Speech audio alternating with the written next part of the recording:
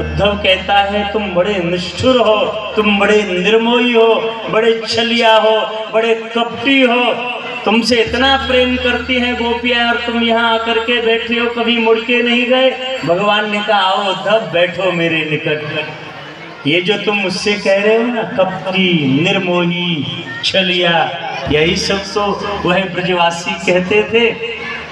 आज तुम कह रहे हो इसका मतलब तुमको ब्रज का रंग लग गया, तुम मेरे सखा हो, आंतरिक सखा हो।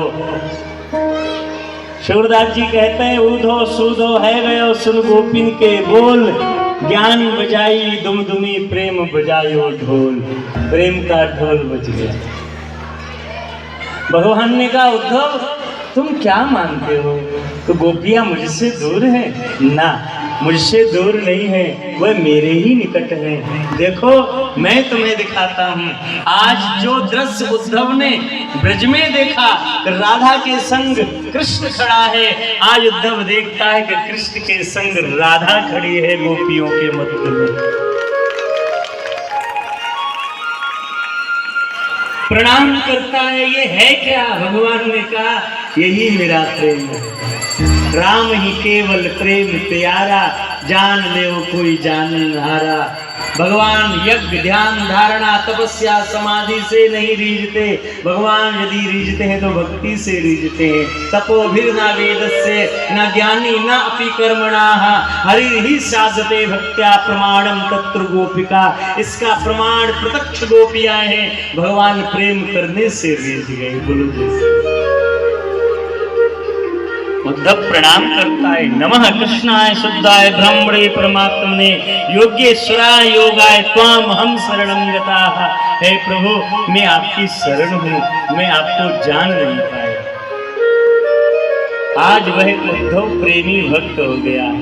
ब्रज प्रेम की पाठशाला है, प्रेमी भक्त बन गया। दोनों पास बैठ करके अब ब्रज की कुशलात भगवान पूछने लगे। उद्धव बैठे बैठे भगवान को ब्रज की बाबा नंद यशोदा आदि सब की कुशलात सुना रहे हैं। आगे कथा का निरूपण किया कि कंस की दो पत्नी थी अस्ति प्राप्ति, वो जरासंध के पास गई, कंस का वध कर दिया कृष्ण ने। तो जरासंध युद्ध करने के लिए आया, 17 बार भगवान ने परास्त कर दिया। 18वीं बार कालिय वन आया तो मुचकुंद के द्वारा भगवान ने उसकी मुक्ति करा दी। उन्हें 18वीं बार आया तो भगवान ने कहा अब तो रण छोड़ के जाना पड़ेगा, क्योंकि ब्राह्मणों को अनुष्ठान करके बिठा के आया है कि मेरी विजय हो, तो ब्राह्मणों के लिए जाना पड़ेगा। इसलिए भगवान भागने लगे तो कहने लगा अरे रण छोड़ के जा रहा है। तो भगवान का एक नाम पड़ गया रण छोड़ राय। बोलिए रण छोड़ राय की जय हो। तो भगवान रण छोड़ के भाग गए और द्वारका में जाकर के बड़ा ही सुंदर भवनों का निर्माण कराया समुद्र के मध्य। अब भगवान ने सोचा हम राजा हो गए तो अब विवाह होना चाहिए, तो पहले बड़े भाई का होना चाहिए। तो रेवत नाम के एक राजा थे, उनकी पुत्री थी रेवती। रेवती के साथ में बलदेव जी का विवाह हुआ। अब भगवान कृष्ण के विवाह की बारी है। भगवान भीष्मकश्रुताम रुक्मणी रुचिरान नाम, एक भीष्मक नाम के राजा हैं, उनके 5 पुत्र हैं और एक पुत्री है जिसका नाम है रुक्मणी। रुक्मणी उनको नदी में एक कमल पर खेलती हुई मिली थी। उनके यहाँ पुत्री नहीं थी तो वह अपनी पुत्री को ले आए। जैसे भगवान का अवतार होता है गर्भ से जन्म नहीं लेते, ऐसे लक्ष्मी भी कभी गर्भ से जन्म नहीं लेती, वह भी प्रकट ही होती है। तो भीष्मक महाराज को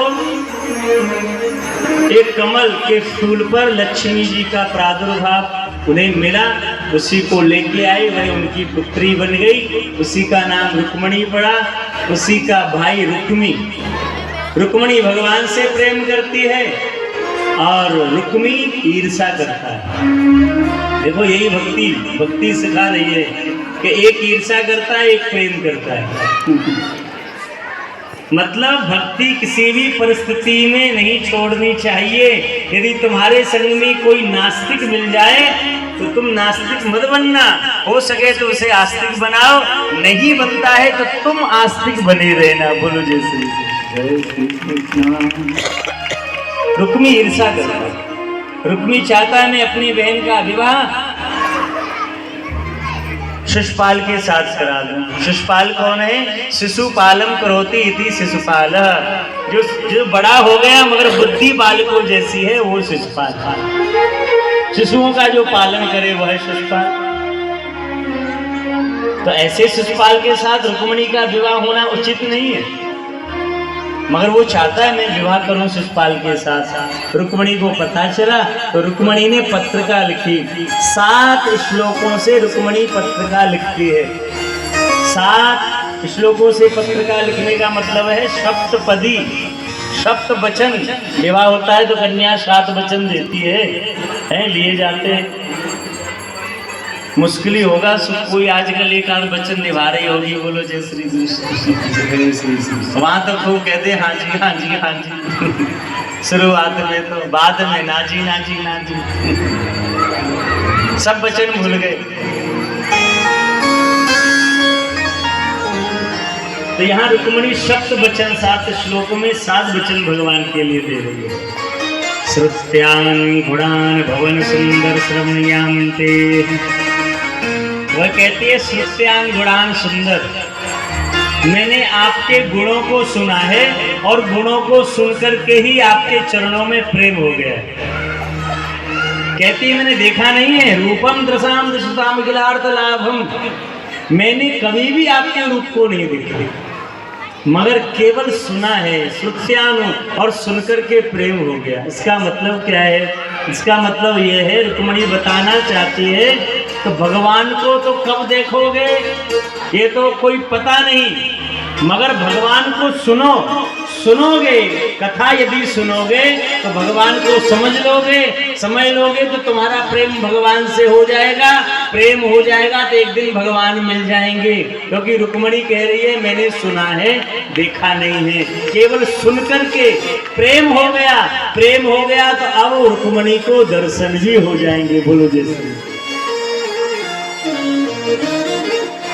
और कहती है धीराम पति कुलवती नावृणी कन्या काले नरसिंह नरलोक मनोभिरामा, मैं कुलवंती कन्या हूं, मैं आपको देखना चाहती हूँ इसलिए आप आइए, मुझे वर्ण करने आइए।